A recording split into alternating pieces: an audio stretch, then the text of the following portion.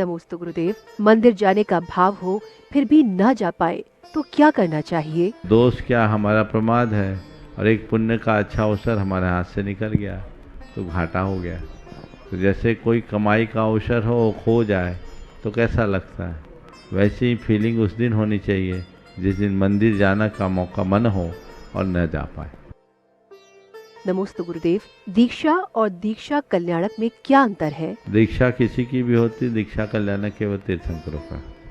जो अपने कल्याण के लिए ले वो उसका नाम दीक्षा है, और जिसकी दीक्षा से सारे जगत का कल्याण हो उसका नाम दीक्षा कल्याण है।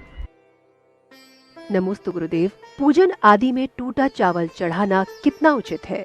पहले तो मैं कहूँगा आप सबकी जानकारी के लिए कि पूरे देश में लगभग सब जगह मंदिरों में जो आप लोग चावल चढ़ाते हैं और जो आपके भोजन में चावल आता है, प्रायः अब सब उष्णा चावल आने लगा है। उष्णा चावल जो प्री स्टीम्ड होता है, जिसे भाप दे करके पहले सुखाया जाता है फिर चावल बनाया जाता है, ये चावल शकरा चावल होता है, न भगवान को चढ़ाने योग्य होता है न खाने योग्य होता है। और आजकल उसमें ऐसा पॉलिश हो जाता है कि एकदम ट्रांसपेरेंट हो जाता है।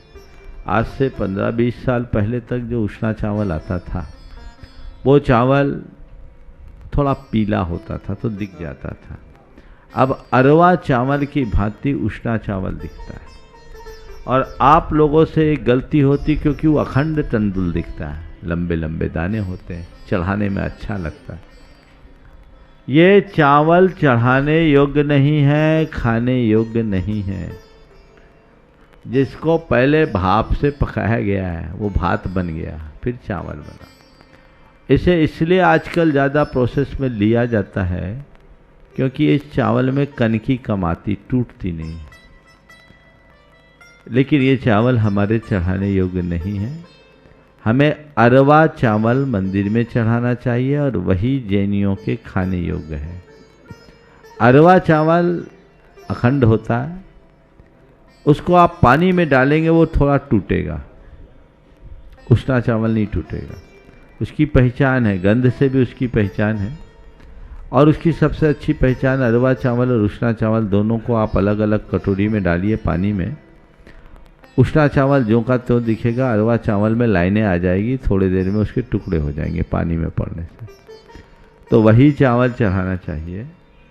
आज भी मैंने आपके मंदिर में भी देखा, आप जो चावल का प्रयोग कर रहे हैं वो मंदिर जी में चढ़ाने योग्य नहीं है, इसे सुधार लीजिए। जो लोग भी आज बाजार से चावल खरीदते हैं वो अरवा चावल नहीं जानते, उष्णा चावल आ रहा है, इसे बदलना चाहिए। और कई लोगों को शिकायत रहती है वो तो टूट जाता है। मैं कहता हूँ टूटा चढ़ा लेना, खोटा मत चढ़ाना। एकदम ऐसी बात नहीं, और उसको थोड़ा ढंग से धोते समय थोड़ी सावधानी रखोगे तो टूटेगा भी नहीं। उष्णा चावल प्लास्टिक कोटेड जैसा हो जाता है। अरवा चावल में पानी आप ज़्यादा देर मत डालो तो जल्दी निकल जाता, धुल भी जाएगा, टूटेगा भी नहीं, कम टूटेगा। तो ये बात सबको ध्यान में रखना चाहिए। मैं आप लोगों को तो कह ही रहा हूँ, ये संदेश पूरे देश में जा रहा है। इसकी पूरी अलग अलग प्रोसेस होती है। आजकल सारी ऑटोमेटिक प्लांट्स लग गए हैं और चाइनीज प्लांट्स है, बड़े बड़े प्लांट्स हैं। अब प्रायः प्री स्टीम्ड चावल ही बनते हैं। तो ये दोनों में अंतर है, इसे समझना चाहिए। इसलिए देश भर के सभी मंदिर से जुड़े लोगों से मैं संदेश इस मंच के माध्यम से दे रहा हूँ। मैंने अनेक बार पहले भी बोला है, लोग प्रमादवश इस पर ध्यान नहीं दे रहे। हम द्रव्य की शुद्धि का ध्यान रखें। मंदिर में आप अरवा चावल का ही प्रयोग करें और इसकी व्यवस्थाएं सुनिश्चित करें कि हर गांव शहर में अरवा चावल सुलभ हो सके। ये व्यवस्थित लोगों को करना चाहिए ताकि आप उसे ठीक रीति से संपादित कर सके। नमोस्तु गुरुदेव। अर्थ, काम, धर्म और मोक्ष के क्रम के आधार पर ही पुरुषार्थ करना क्या सही है? आपने कहा धर्म और मोक्ष बाद में सोचते हैं, अर्थ काम में पहले लगे होते हैं। जो धर्म को भूलकर अर्थ का आश्रय लेते हैं उनके जीवन में अनर्थ होता है। और जो धर्म को भूलकर काम का सेवन करते हैं उनका जीवन तमाम होता है। अर्थ और काम पर धर्म का नियंत्रण होना चाहिए। धर्म पूर्वक अर्थोपार्जन और धर्म के साथ काम का आलंबन, ये तीन पुरुषार्थी गृहस्थों के लिए है। और इन तीनों को ठीक रीति से जो निभाते हैं वे ही आगे चलकर मोक्ष पुरुषार्थ की योग्यता प्राप्त करते हैं। इसलिए प्रत्येक व्यक्ति को ये चाहिए कि वह धर्म, अर्थ और काम, ये तीनों पुरुषार्थों में सम्यक संतुलन बना करके जिए। धर्म नियंत्रित अर्थ का मतलब अर्थोपार्जन करना पर अनर्थ से बचते रहना, नैतिकता, प्रामाणिकता, अहिंसा और शोषण मुक्त विधि से धन का अर्जन करना। धर्म पर, अर्थ पर धर्म का नियंत्रण है और अपने नैतिकता और मर्यादाओं की सीमा में रहते हुए जीवन को आगे बढ़ाना। काम पर धर्म का नियंत्रण है। ये दोनों चीज़ें जिसके जीवन में नहीं है, सच्चे अर्थों में उसका जीवन पशु की तरह है। त्रिवर्ग संसाधन मंत्रेण पशुभिरायुर्निफलम नरस्य तत्राभि धर्मम प्रवरम बदंती न तम बिना भव तोर्थ कामो। त्रिवर्ग अर्थात धर्म, अर्थ और काम, इन तीनों पुरुषार्थों के मध्य सम्यक संतुलन बनाए बिना जीवन बिताने वाले व्यक्ति का पूरा जीवन पशु की तरह व्यर्थ है। और इन तीनों में भी धर्म को हमें प्रमुखता देनी चाहिए, क्योंकि धर्म के अभाव में अर्थ पुरुषार्थ और काम पुरुषार्थ भी पुरुषार्थ नहीं होता। नमोस्तु गुरुदेव। तूफान मुश्किल बढ़ाने ही नहीं बल्कि रास्ता साफ करने के लिए भी आते हैं। ऐसे में तूफान के प्रति अपना नजरिया कैसे बदलें? आपने बहुत अच्छा सवाल किया है कि तूफान को हम मुश्किल की जगह रास्ता साफ करने वाला कैसे बनाएं। मैं तो ये कहता हूँ कि तूफान के प्रति अपना नजरिया बदल ले तो मुश्किलें भी रास्ता साफ करती। अभी कुछ दिन पहले एक सज्जन के प्रतिष्ठान में भीषण आग लगी, करोड़ों का नुकसान हुआ। आप सब सुनकर ताज्जुब करेंगे। उस व्यक्ति ने जो बात कही वो बहुत ध्यान देने योग्य है। उसने कहा कि लोगों ने बताया कि महाराज इनका करोड़ों का नुकसान हो गया। उन्होंने कहा नुकसान नहीं, मेरा परिवार बच गया। मेरा परिवार बच गया, कोई जन हानि नहीं हुई। और हम यही जानते हैं, आप लोगों के मुख से यही सुना है, विनाश विकास की कहानी लिखता है। तो ये विनाश के बाद ही विकास है, तो ऐसे ही चलेगा। हमने अगर अपने अंदर सकारात्मकता विकसित कर ली तो हर तूफान हमें मजबूत बनाने में सहायक बन सकता है। नमोस्तु गुरुदेव। मंदिर के कमेटी मेंबर्स के चुनाव के लिए किन बातों का ध्यान रखना चाहिए? देखिए, समाज में चुनाव है, चुनाव डेमोक्रेसी का एक अंग है और आजकल इन सब बातों को गौन किया जाने लगा। कायदे से हमारे समाज का कोई भी प्रमुख व्यक्ति है तो वह सामाजिक और धार्मिक दायित्वों के निर्वहन के लिए आ गया है। एक पंक्ति में मैं कहूँ, धर्मी व्यक्ति को और जिसे सामाजिक संस्कारों और सरोकारों का ज्ञान है, ऐसे व्यक्ति को ही धार्मिक सामाजिक संस्थाओं का दायित्व सौंपना चाहिए। थोड़ा उल्टा हो गया, या तो पैसे वाले को बिठाल देते हैं या तिकड़म बाज को बिठाल देते हैं, तो मामला गड़बड़ हो जाता है। और समाज में जो इस तरह की चुनावी प्रक्रिया होने लगी, उसके परिणाम स्वरूप अच्छे लोग अब थोड़ा दूर भी होने लगे। उन्हें चुनाव के प्रति अब रुचि नहीं रही।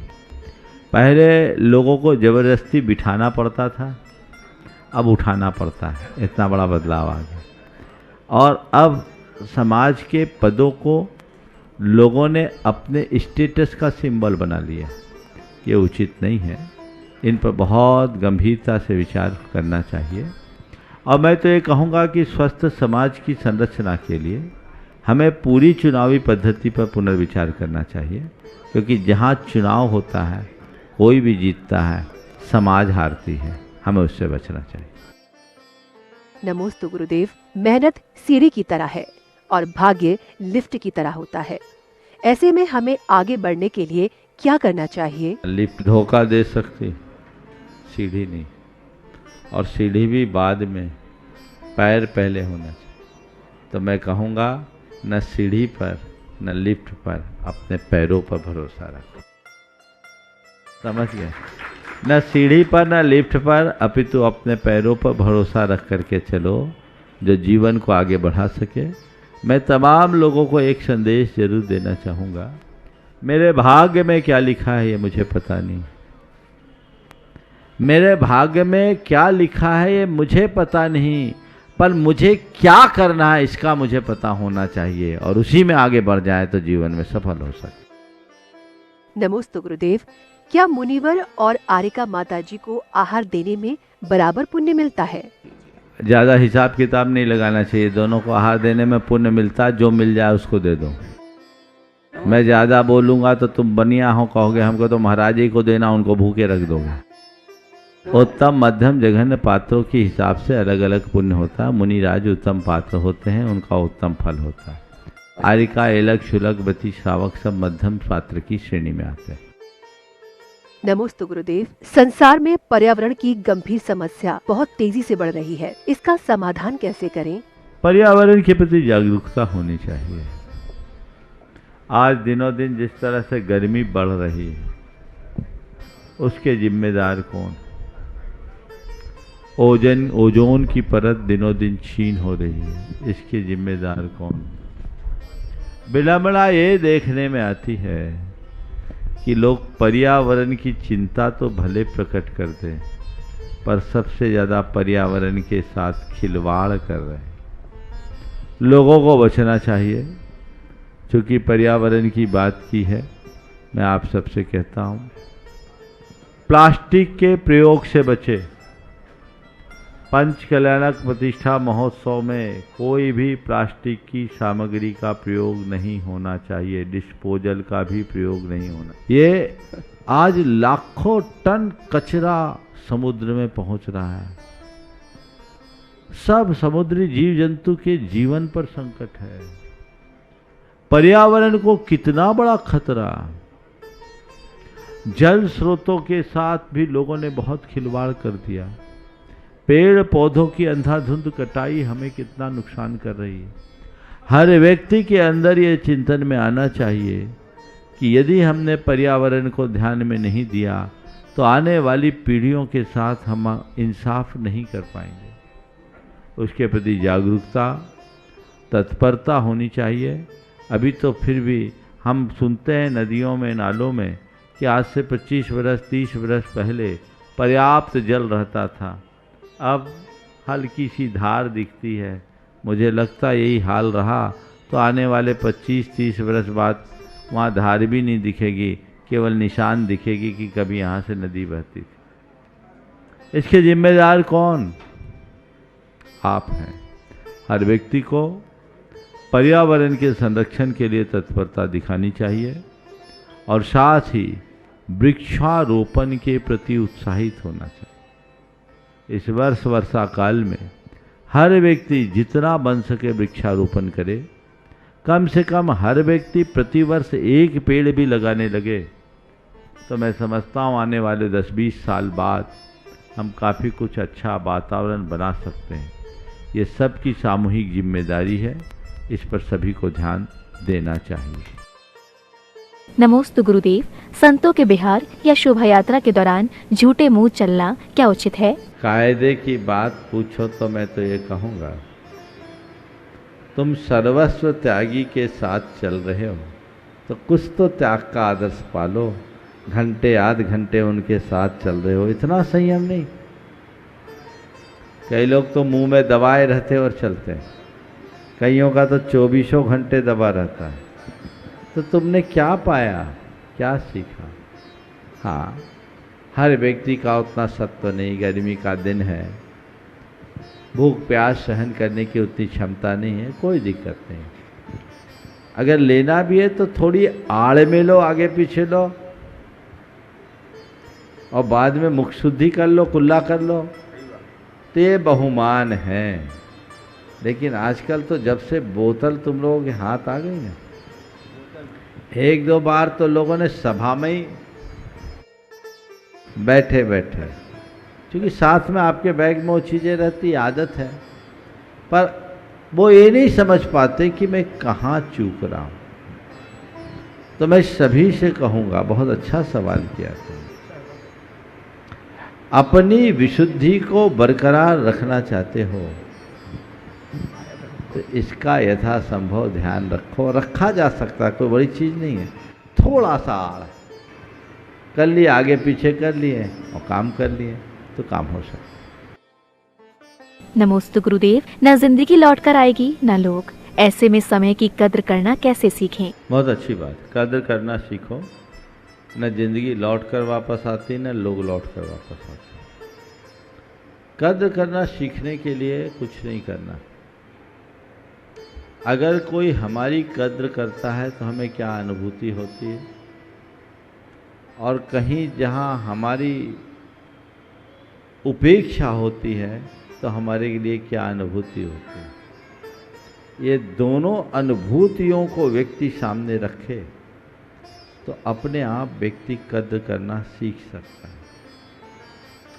कद्र करने सीखने के लिए आप कद्रदान लोगों के संपर्क में रहें, ऐसे लोगों के संपर्क में रखें जो दूसरों की कद्र करते हों, जिनकी भाषा, जिनके व्यवहार में विनम्रता दिखती है। और कद्र करना सीखने के लिए तीसरा उपाय ये है, ऐसे लोगों के चरित्र को पढ़ें जिन्होंने अपनी और औरों की कद्र करके अपने जीवन को ऊंचाइयों तक पहुंचाया है। तो इससे हमें प्रेरणा मिलेगी आगे बढ़ने की। और जितने भी महान लोग हैं, आप उनके जीवन में उतर कर देखेंगे तो आप पाएंगे कि उनके जीवन में विनम्रता, कद्र, आदर, सत्कार, अदब कूट कूट के भरे। उस व्यक्ति की भाषा और व्यवहार अलग दिखेगी। इसलिए इन बातों को हमें ध्यान में रखते हुए जीवन को आगे बढ़ाना चाहिए। हम औरों की कद्र करेंगे तभी हमारा कोई कद्र कर पाएगा। इसलिए चाहे बड़ा हो या छोटा, हम हर किसी से सम्मानपूर्वक बात करें और सम्मान देना सीखें।